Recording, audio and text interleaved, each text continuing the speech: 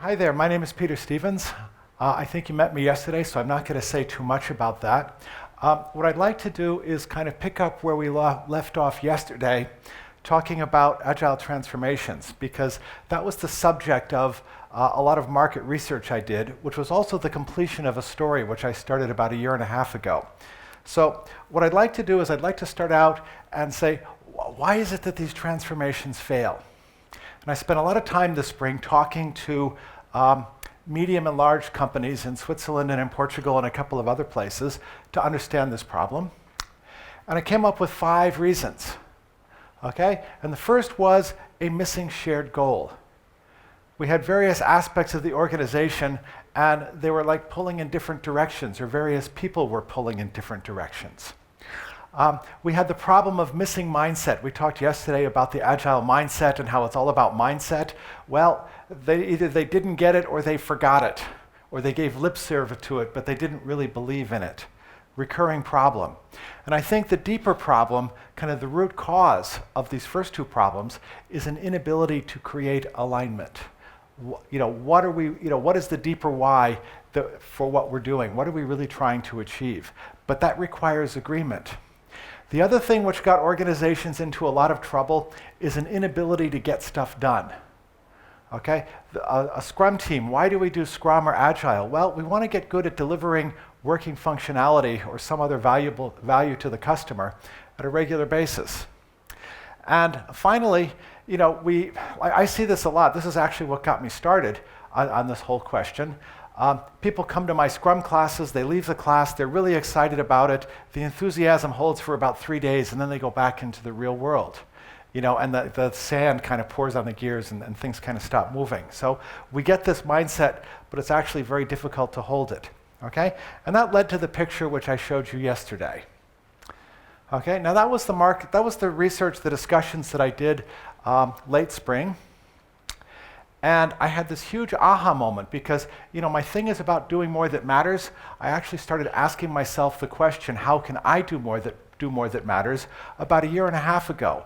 And I did a similar round of market research, trying to understand what problems individuals have and what they want to accomplish. And this picture, the results were almost identical.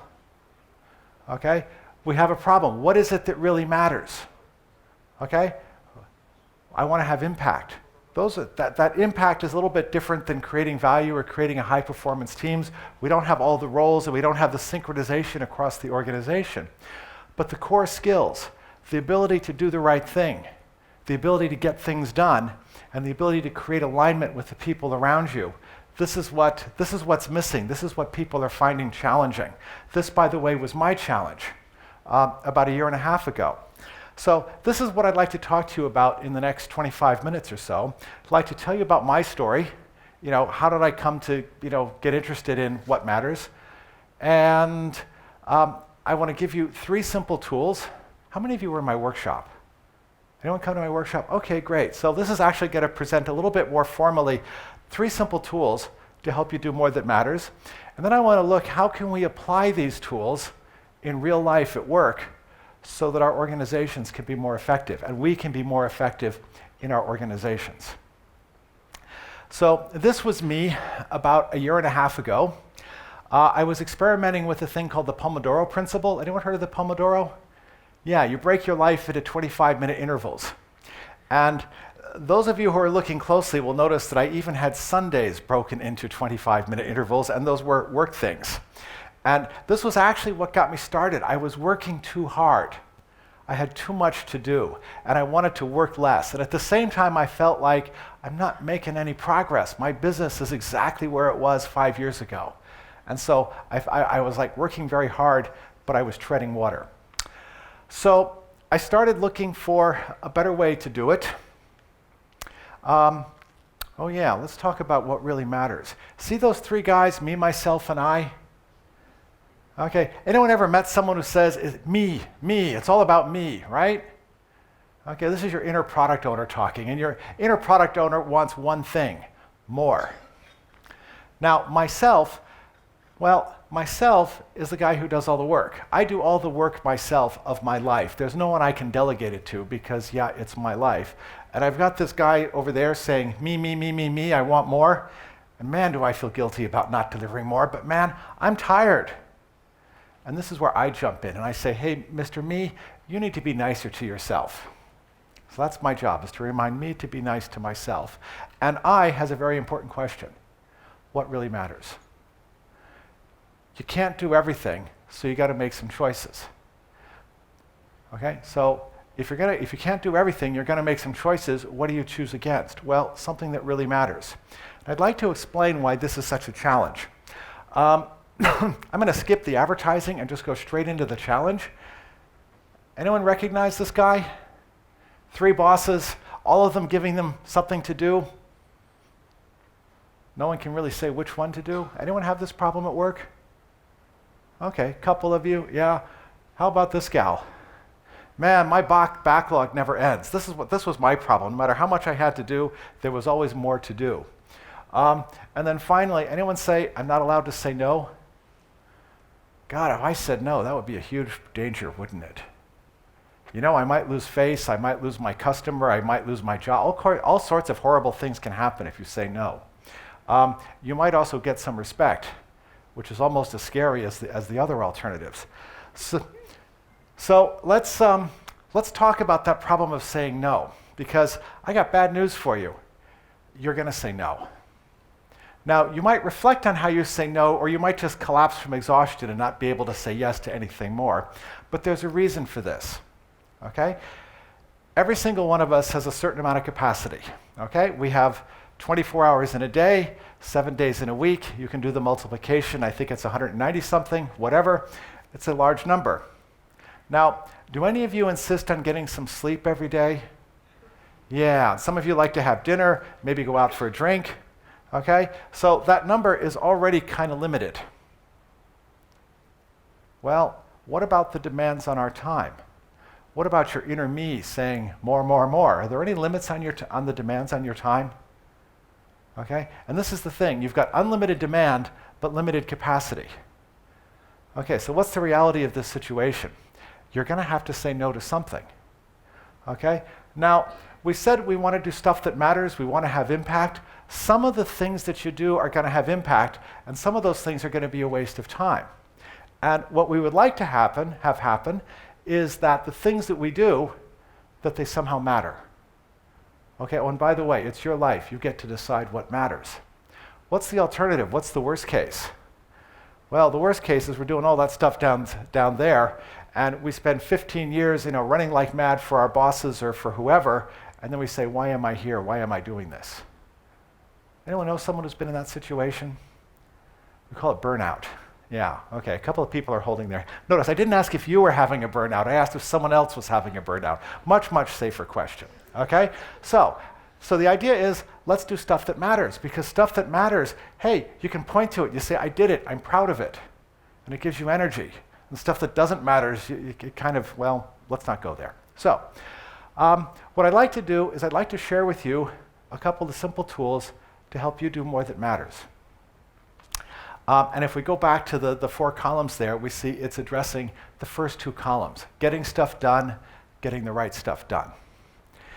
Now, the first tool is going to be a simple way of understanding the problem, so you can understand the problem and know what you have to do. The second tool is going to be a simple framework to actually help you do stuff, more stuff of what matters.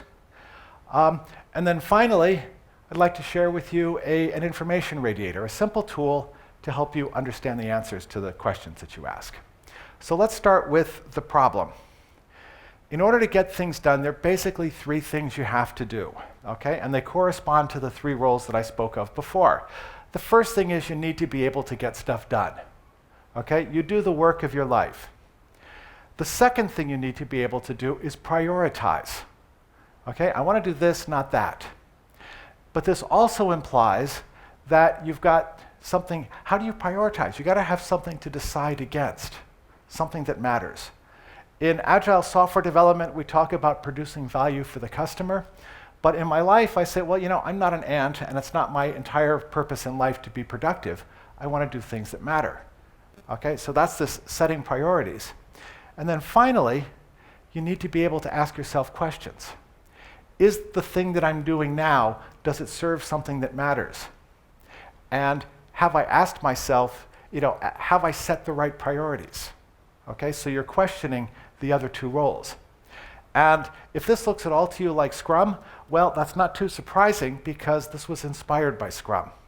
I actually started thinking about this more as roles than as tasks. And the idea that there might be three people, oh, here we have our friends, me, myself, and I. Now I call I the celebration coach because I is just terrible grammatically.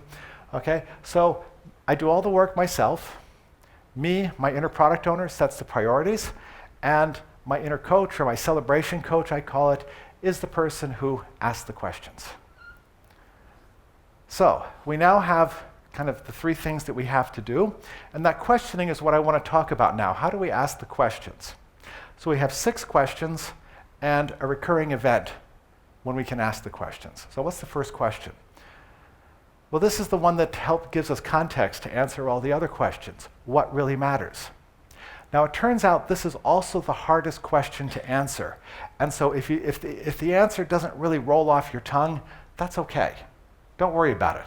Just remind yourself you'd like to answer this question a little while later.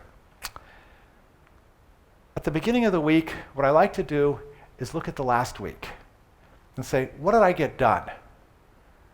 Okay, because that's, it just feels good to get things done. I feel better when I say, check, check, check, check, check. The first time I did this with my wife, we moved all the stuff into the done column, and we go, wow, high five. Okay, it was so awesome, we got stuff done. Especially because one of the things we got done was something that had been on our list of things to do for about 4 months beforehand, and we did this for a week, and all of a sudden, it was done. So we call this celebration. Okay? And that's the first half of the weekly event. We call it celebrate. Okay? So now we've looked at what we did. We've got this rough idea of what really matters. And the next question is, what are we going to do this week? And we actually do this in 2 steps. So the first step is to look at the possibilities. What could I do? Now, the way you do this in real life is you actually spend the week collecting your list of things that you'd like to do. Every time you say, I'd like to get that done, you got to close the loop. You got to write it down someplace where you're going to remember it. And then at the beginning of the week, you go through and you take a look of all the things that you could do, and you say, which of these are important and which of these are urgent? Okay, now what's urgent and what's important? Well, it's really important for me to write my book. But on the other hand, if I don't write a chapter this week, nothing bad is going to happen. On the other hand, if I don't write a chapter this week and I don't write a chapter next week and the week after that, when is my book going to get written? So it's somehow important, but then there's my son who absolutely has to have transportation to rowing practice this morning, and if I don't take him, he's not going to get there on time, and he's not going to be able to practice. That's urgent. Okay? So we've got this balance between important and urgent, and so what we want to do is look at these things and come up with a goal, an idea, what would I like to accomplish this week? So of all the things I could do, what's urgent, what's important, what do I actually want to try to accomplish? Oh, and by the way, that list is probably shorter than the list of things that are important and urgent. So I haven't really said no to anything. What I've really done is I've asked myself the question, what am I going to say yes to? And tried to get reasonably clear on why I'm going to say yes to it. Okay? We call this choose. So that weekly event, celebrate what you got done and choose what you'd like to get done next week. At the beginning of each week, you are somebody. You've done something. You get some stuff done. Maybe not exactly what you set out to do last week, but you still got something done.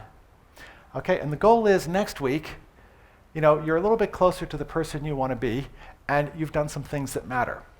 Okay? Now, you'll notice we don't talk at all here about commitment. You might get blown off course. Life is like that. You're like a ship on the water, and there's the winds and the waves and whatever pushing you this way and pushing you that way. Okay? So you got some stuff done. It's probably different than what you set out to do, but you still give yourself a pat on the back. Okay? Because you got something done. And so the problem isn't like holding a plan. It's like setting a course to a destination. And if you get blown off course, you want to recognize that you're off course and then compensate and get back on course. So that's the purpose of this weekly event. Recognize when you're off course and maintain course or reset course to your desired destination. Now, those of you who are counting will notice that's only 5 questions. What's the 6th question? Well, what sometimes happens, we have a problem and we get stuck. Now in Scrum, life is good because you have this friendly person next to you who's called your Scrum Master, whose job it is to fix impediments. But in your life, there is no Scrum Master, there's only you. So what can you do? Well, you can ask for help. And so the 6th question, and this is the question to help you get unblocked. How many of you are coaches in the room? Okay, I would argue this is the coach's go-to question. If you're stuck, who can help? And sometimes just asking the question, you say, how would this person look at the problem? Or maybe you explain the problem to that person, and all of a sudden you've got the problem solved. So I found this to be hugely helpful when I've been stuck procrastinating on something that I want to do, but for some reason I'm not doing it. Okay, so here we've been asking ourselves these questions, and what do we do with the answers? Well, we visualize them. The key tool is something I call the priorities map. Now, those of you who are observant will notice this is kind of similar to a Kanban board, except it's different, okay? So if you're using a tool like your refrigerator or maybe Trello or something like that, if it can do Kanban, it can do personal agility. But the difference here is these first 3 columns, what matters, what's important, what's urgent.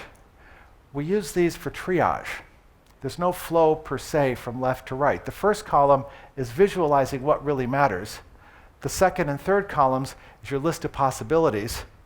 What's missing here, you might actually put a personal Kanban in there where you take that list of what I'd like to do this week, make a column for that, and then pull things into in progress and then move things to done. Okay? So the idea is you've got very much a flow like we're familiar with that from a Scrum board or a Kanban board, but the key thing here is doing a triage of what you could do against what really matters.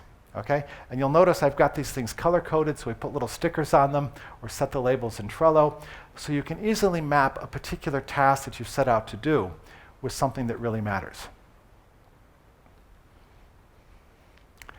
Now, what was really cool for me, this was a high point. Hardy, by the way, at the time, he was the leader of human-centered design for a well-known Swiss communications company.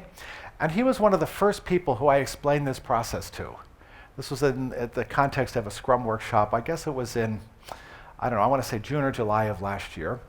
And about 6 months later, I got a 3-word email from him that said, subject, personal agility, this really works. Okay? And that's kind of nice. I started doing personal agility with my wife, where she was being my celebration master. We said we'd try it for 8 weeks. The first week was a disaster because she had to take my son to school or something like that, and she missed the appointment. That was maybe the subject of a tense discussion about the difference between urgent and important. But then we decided, yep, this is important, we're going to do it. And we did the 8 weeks. We did them with a smile. The first week she said, we got stuff done that's been on our back burner for months. And 8 weeks later, she was saying, I feel like we've become a team. Okay, and it's now been over a year, and we still do it pretty much every week, and we always do it with a smile.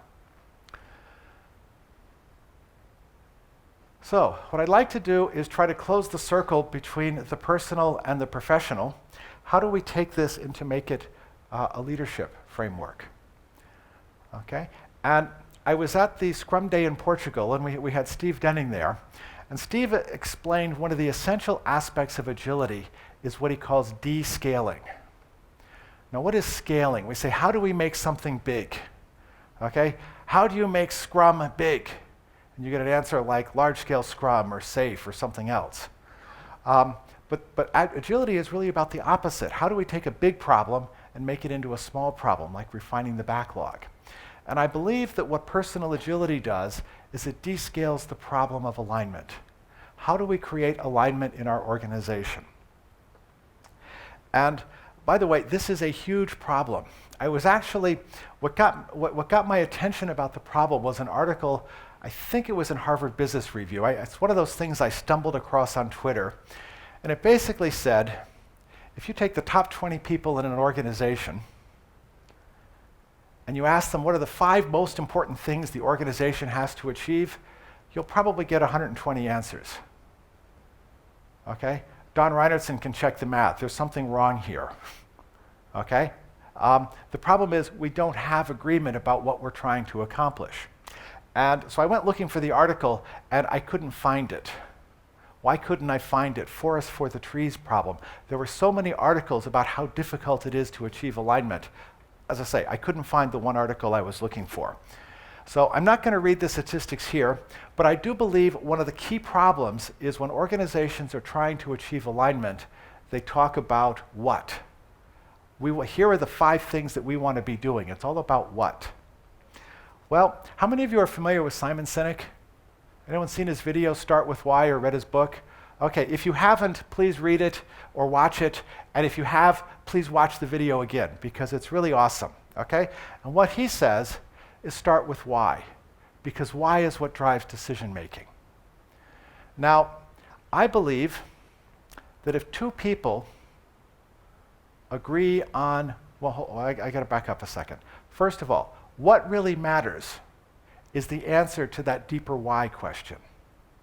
So I would argue that if 2 people agree on what really matters, if they agree on the deeper why, then we can call them aligned. Okay? So if you and I agree on what really matters, we're going to make decisions that are pulling in the same direction. Now we may have to sync up from time to stay aligned, but basically we're moving in the same direction. And I think this is the key to establishing alignment, is descaling alignment. Let's get it right between 2 people before we move on to trying to get alignment in the entire organization. So, how do we use personal agility to create that alignment? Well, this is where, remember our 3 tasks and our 3 friends, me, myself, and I? Well, let's just pretend for a moment that we could, that these are actually 3 people. And or 3 roles, and I'm going to take on 2 of them, and I'm going to delegate the 3rd. Now, the example I gave you before was I asked my wife to be my celebration coach. Okay, so I delegated the questioning, but I was responsible for setting the priorities in my life, and that worked great for me because I'm independent, and I really do set my own priorities. Some people might have reacted a bit straight. Hey, wait a minute, your wife, isn't she your product owner? Anyone been there? Yeah, okay. It was helpful to have a little bit of explanation. What does it mean to be a coach? Okay, but we got that clear very quickly, and that wasn't really a problem. So how would we apply that at work? Because you're working for someone, and you probably have someone who you would give the title manager or customer or stakeholder. And these people get to decide on the priorities. So how would you do that? Well, it's kind of the same concept. You say, okay, I'm still me. I still do all the work myself. Oh, but wait a minute. Someone else is setting the priorities. That's my manager. So what do? You take responsibility for understanding what really matters to your department, or to your team, or to your project, or to your customer. Okay? So what you're doing is you're becoming, instead of a passive recipient of orders telling you what to do, you're becoming an active participant trying to understand what really matters so that you can make decisions that are bringing you in the right direction. Now, the nice thing about this does not require changing anything in your organization at all. One of the problems with most of the Agile frameworks that I've come in contact with have been they require a lot of agreement from the organization before you can start. Well, here, you don't need agreement from anybody to start. You're doing it for yourself.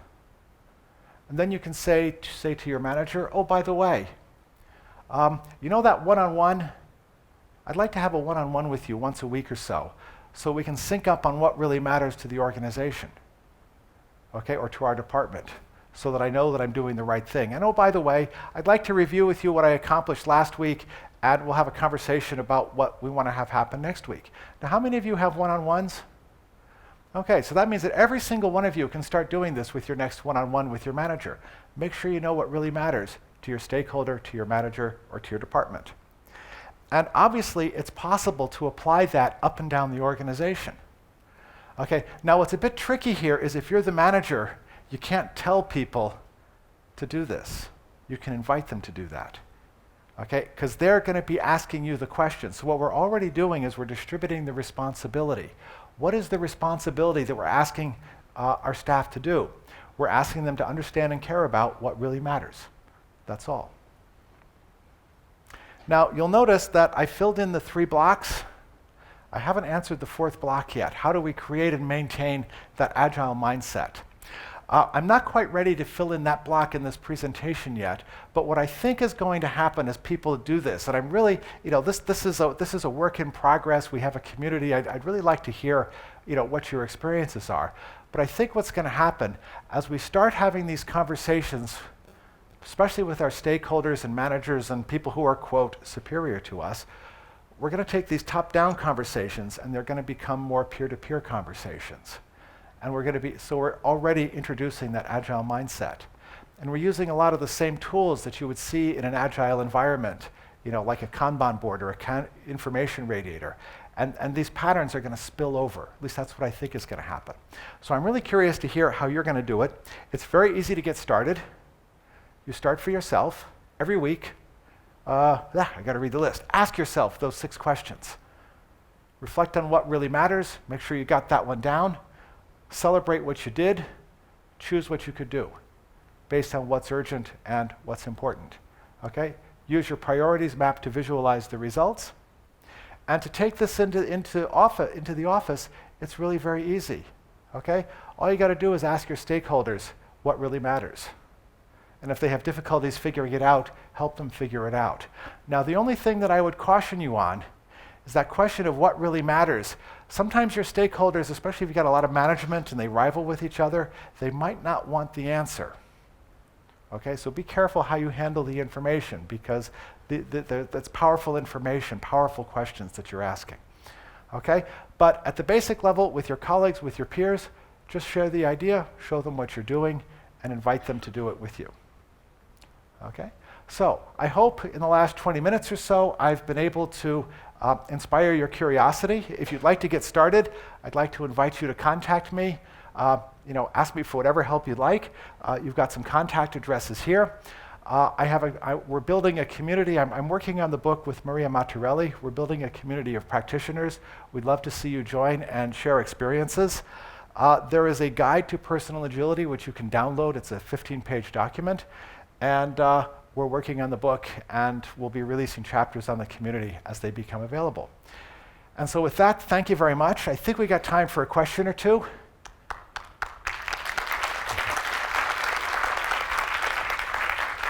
Thank you very much, Peter. This was definitely relevant for my life. I hope it was relevant for your lives as well. Are there any questions from the audience? Okay, 2 hands. First here and then second there.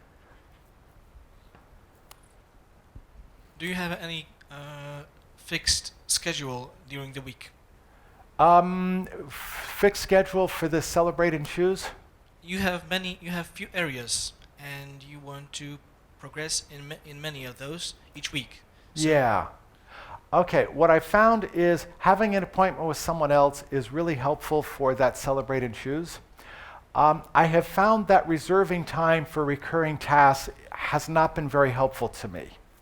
And the reason it hasn't been very helpful is because I just ignored it in my calendar because it just becomes noise.